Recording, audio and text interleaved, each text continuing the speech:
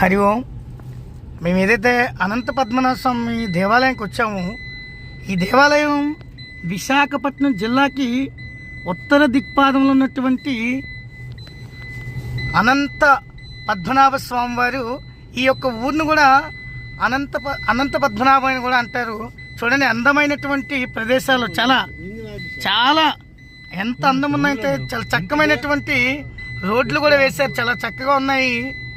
చాలా మంది అనంత పద్మనాభ స్వామి అనగానే కేరళ అనుకుంటారు.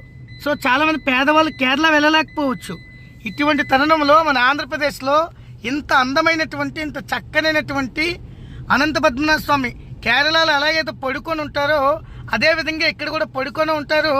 అయితే ఈ యొక్క స్థల పురాణం ఏమిటంటే మీరు బాగా గమనించండి.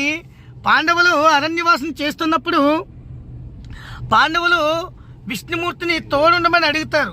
అలా తోడుండమని అడిగినప్పుడు ఏవైతే విష్ణుమూర్తి యొక్క చిహ్నంగా మీకు నేను ఈ కొండ మీద నేను పడుకొని ఉంటాను, మీకేం భయం లేదని చెప్పి శంకు చక్రము పాదాలు ఆయన యొక్క నామము మనకి చాలా చక్కగా కనిపిస్తూ ఉంటాయి.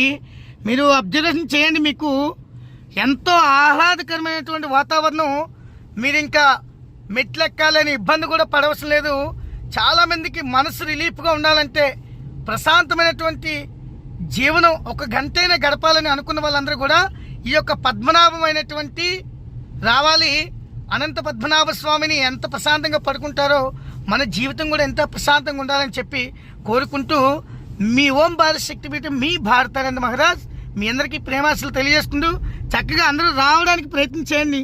ఇంత అందమైనటువంటి కొండలు, ఈ చక్కనైనటువంటి రోడ్లు. జై శ్రీమన్నారాయణ. భారతీ మహారాజ్ కి జై హో. జై జై శ్రీమన్నారాయణ.